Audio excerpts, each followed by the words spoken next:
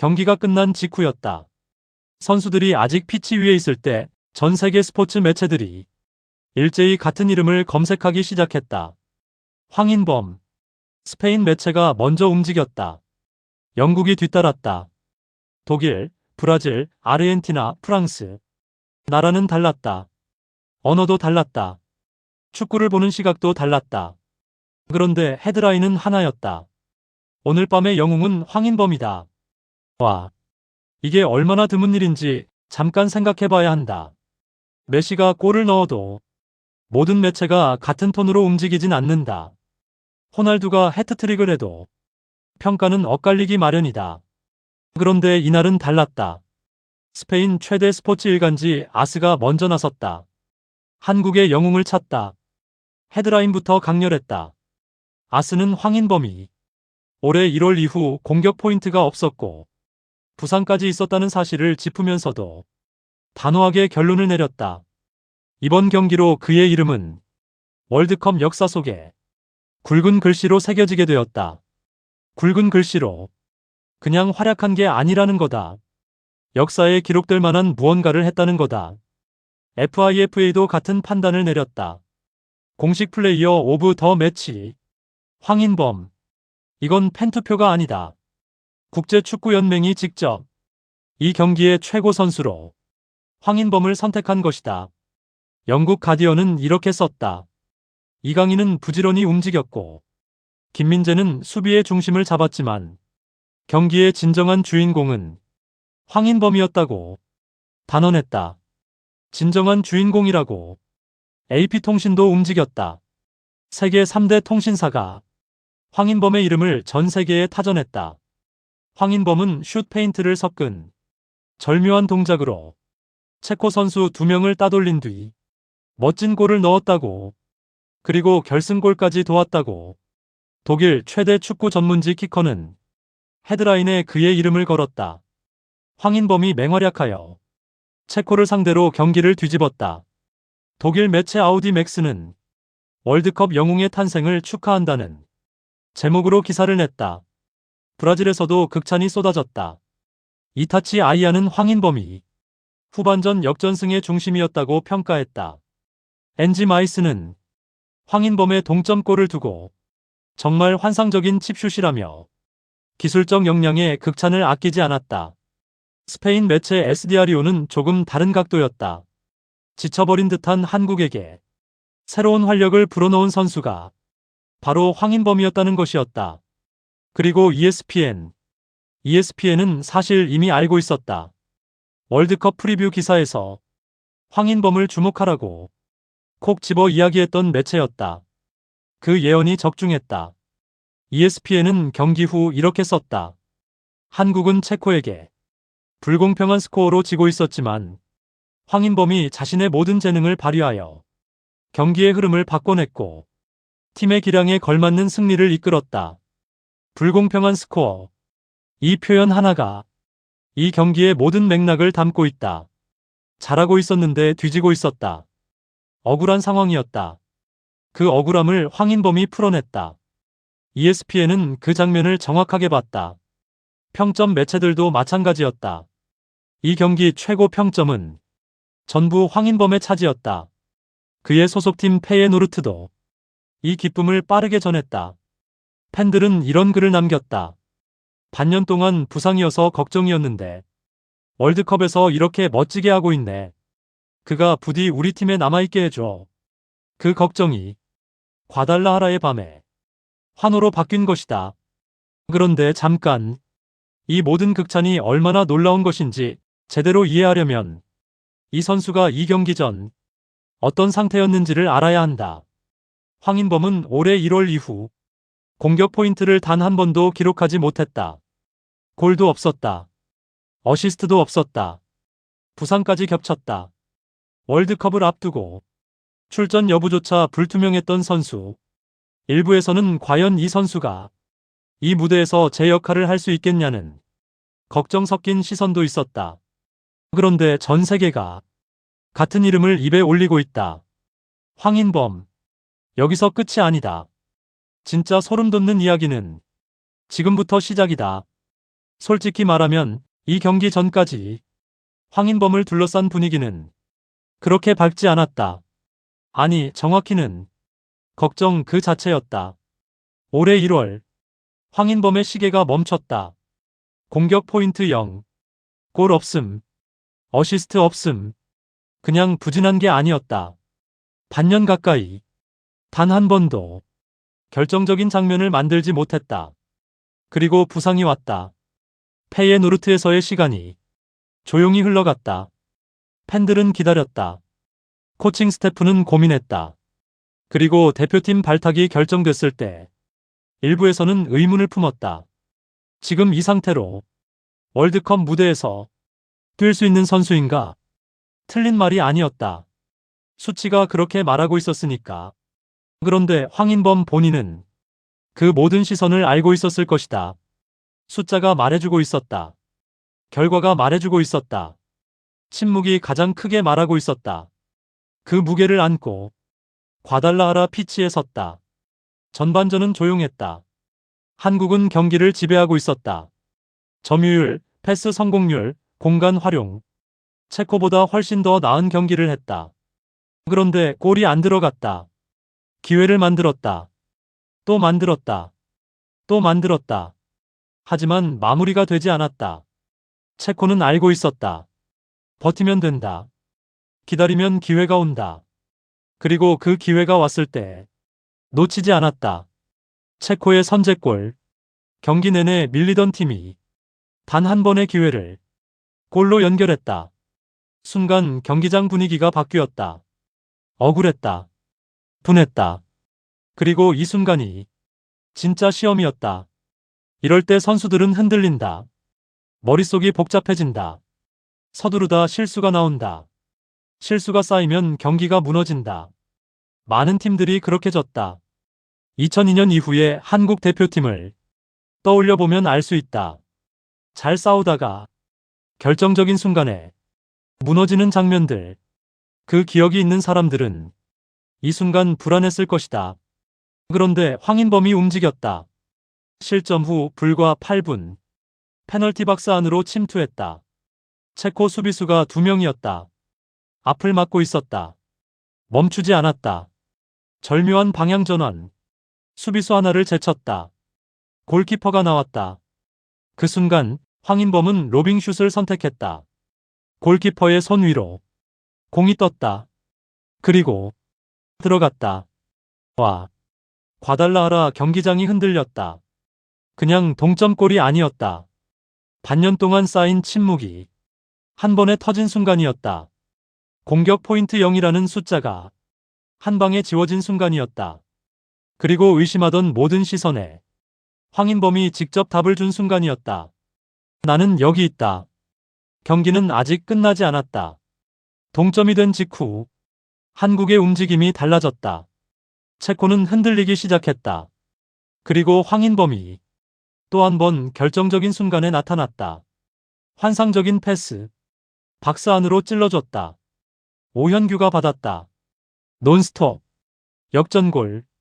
2대1. 대한민국의 승리였다. 1골 1도움. 반년의 침묵이 끝났다. 그런데 여기서 한 가지 꼭 짚고 넘어가야 할 게 있다. 황인범의 골이 얼마나 대단한지는 이미 전 세계가 이야기했다. 하지만 진짜 소름 돋는 부분은 그 골이 나오기 전 대한민국이 보여준 모습이었다. 선제 실점 후 8분 동안 이 팀은 무엇을 했는가? 그리고 그 8분이 왜 이 경기 전체에서 가장 중요한 장면이었는가? 선제 실점 후 8분. 숫자로만 보면 짧다. 하지만 축구에서 그 8분이 얼마나 긴 시간인지는 직접 겪어본 사람만 안다. 경기 내내 더 잘하고 있었는데 스코어는 뒤져 있다. 이 상황에서 인간은 본능적으로 흔들린다. 서두른다. 무리한 패스를 시도한다. 롱볼을 띄운다.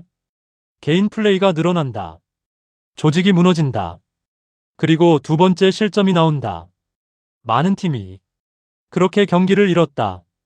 그런데 스페인 매체 아스는 이 장면을 정확하게 짚었다. 한국은 실점 이후에도 원래의 경기 계획을 유지했다는 것이다. 흔들리지 않았다. 서두르지 않았다. 오히려 더 침착해졌다. 아스는 덧붙였다.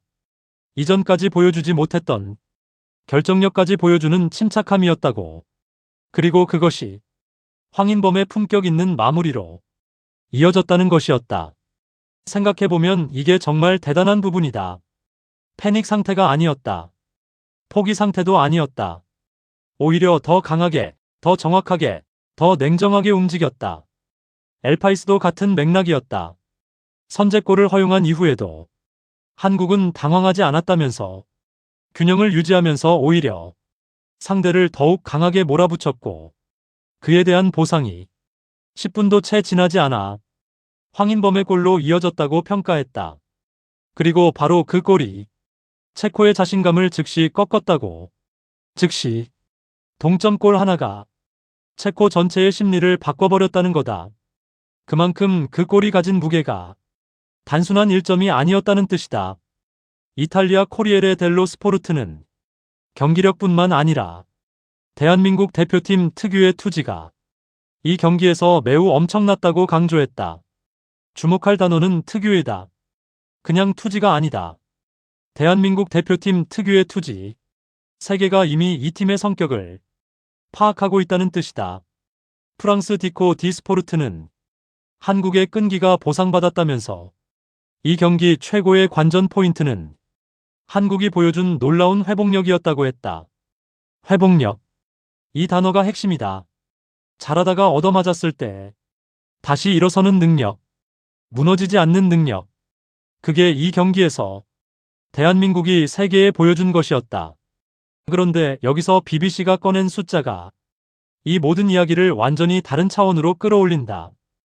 25번의 패스. 황인범에게 볼이 넘어오기 전 이미 팀 동료들 사이에서 24번의 패스가 오갔다는 것이다. BBC는 이 기록이 1966년 이후 월드컵 역사상 득점으로 이어진 패스 시퀀스 가운데 공동 5위에 해당한다고 밝혔다. 60년 월드컵 역사 속에서 5손가락 안에 드는 기록. 황인범이 넣은 건 골 하나였지만 그 골 속에는 대한민국 대표팀 전체의 60년치 역사가 담겨 있었다. 아르헨티나 대표 일간지 라나시온이 강조한 부분이 있었다.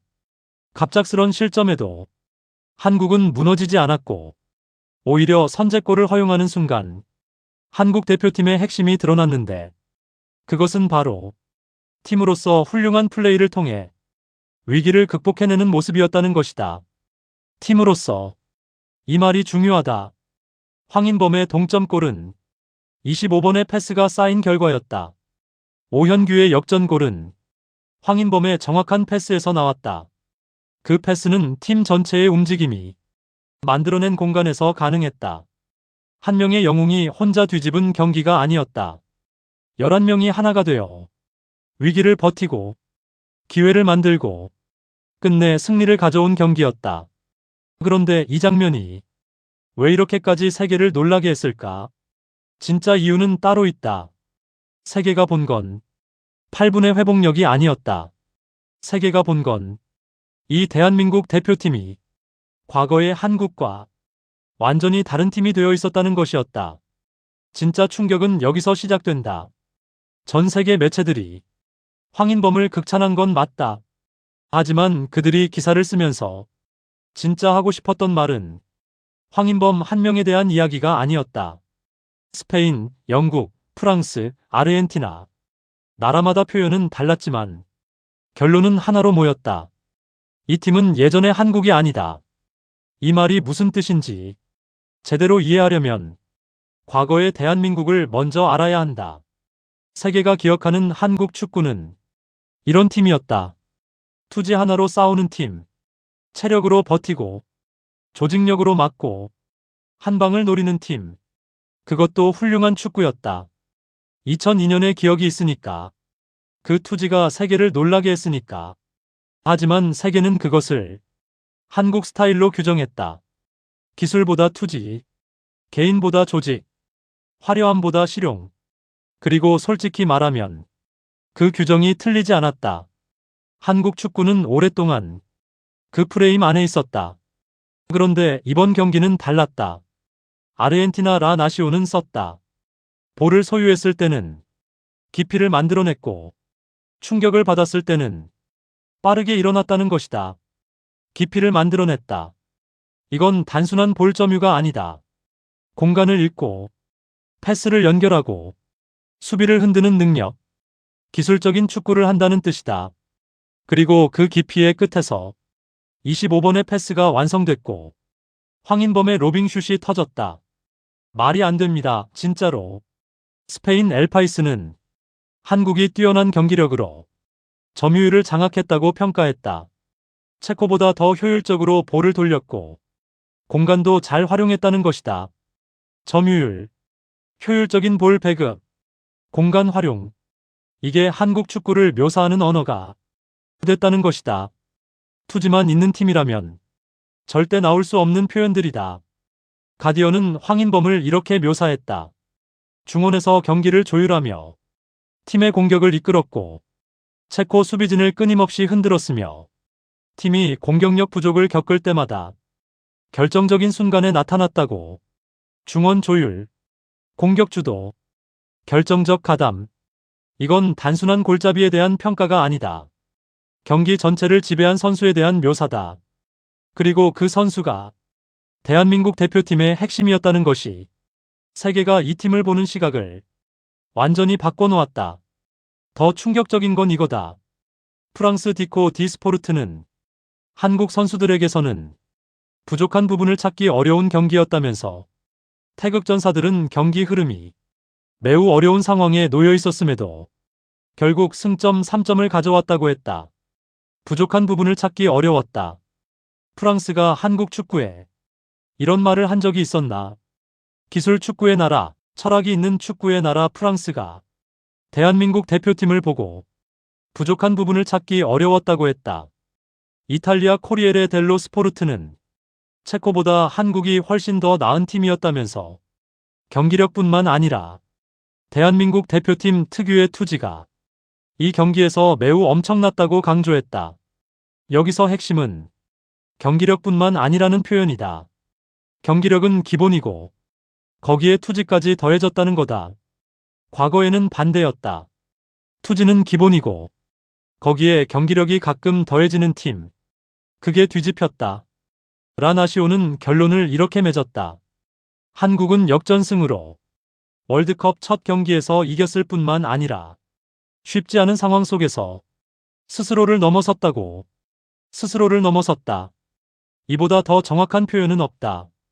과거의 한국이라면 선제 실점 후 수비적으로 변했을 수 있다. 한 방을 노리며 롱볼을 띄웠을 수 있다. 서두르다 두 번째 실점을 했을 수도 있다. 하지만 이 대한민국은 선제 실점 후에도 게임 플랜을 유지했다. 침착하게 볼을 돌렸다. 공간을 만들었다. 그리고 그 공간에서 황인범이 터졌다. 스스로가 만든 프레임을 넘어선 거다. 세계가 규정했던 한국 스타일이라는 틀을 스스로 깨버린 거다. 그리고 전 세계가 그 장면을 봤다. 여기서 끝이 아니다. 이 모든 변화의 중심에 황인범이라는 선수가 있었다는 것, 그리고 그 선수가 반년의 침묵을 깨고 월드컵 무대에서 이것을 해냈다는 것. 이 이야기가 완성되려면 마지막으로 한 가지를 더 봐야 한다. 대한민국은 이제 어디로 가는가? 그리고 세계는 지금 이 팀에게 무엇을 기대하기 시작했는가? 과달라하라의 밤이 끝났다. 하지만 아무것도 끝나지 않았다. 오히려 지금부터가 시작이다. 대한민국은 승점 3점을 얻었다.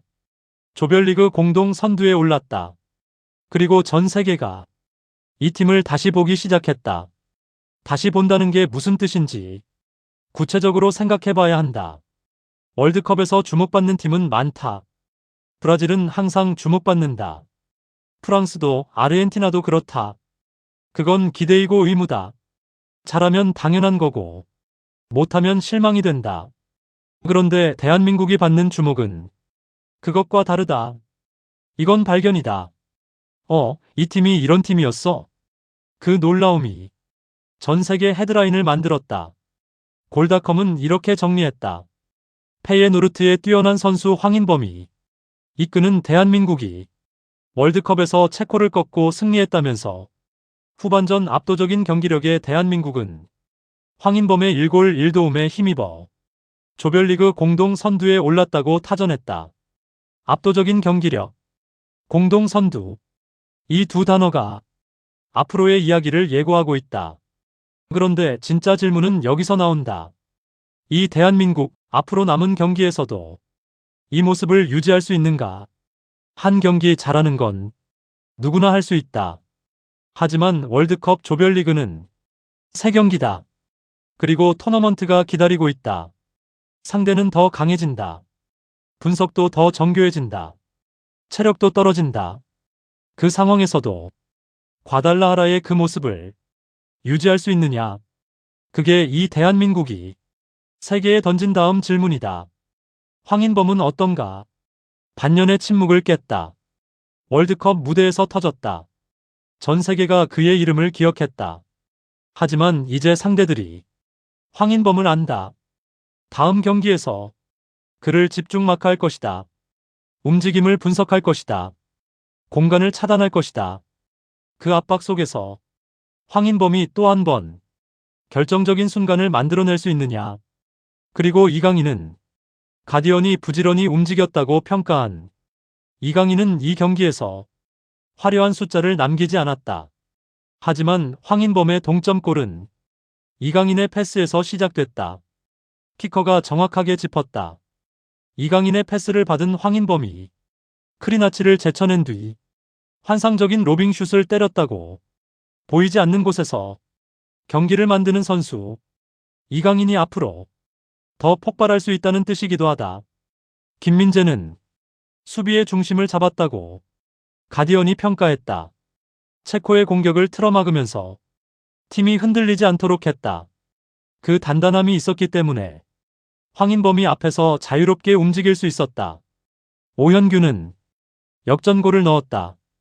황인범의 패스를 논스톱으로 연결했다.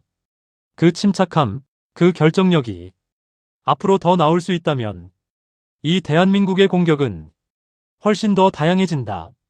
진짜로 소름 돋는 건 이거다. 이 경기에서 대한민국이 보여준 건 완성된 팀의 모습이 아니었다. 아직 덜 터진 선수들이 있다. 아직 더 보여줄 게 있는 선수들이 있다. 아직 올라갈 여지가 있다.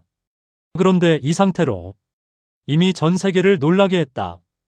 아스가 말했다. 황인범의 이름은 월드컵 역사 속에 굵은 글씨로 새겨졌다고. 하지만 그 굵은 글씨는 아직 첫 줄에 불과하다. 라나시온의 표현이 다시 떠오른다. 스스로를 넘어섰다. 선제 실점이라는 벽 앞에서 무너질 수도 있었다. 하지만 넘어섰다. 한국 스타일이라는 프레임 앞에서 그 안에 갇혀 있을 수도 있었다. 하지만 넘어섰다. 반년의 침묵 앞에서 황인범은 주저앉을 수도 있었다. 하지만 넘어섰다. 그리고 이제 남은 질문은 하나다. 이 대한민국은 또 어떤 벽을 넘어설 것인가? 전 세계가 지켜보고 있다. 스페인도, 영국도, 브라질도, 아르헨티나도, 프랑스도, 독일도. 그 시선들이 모두 같은 방향을 향하고 있다. 대한민국. 과달라하라의 밤이 첫 장이었다면 다음 경기는 두 번째 장이다. 그리고 우리는 알고 있다. 이 팀은 여기서 멈추지 않는다.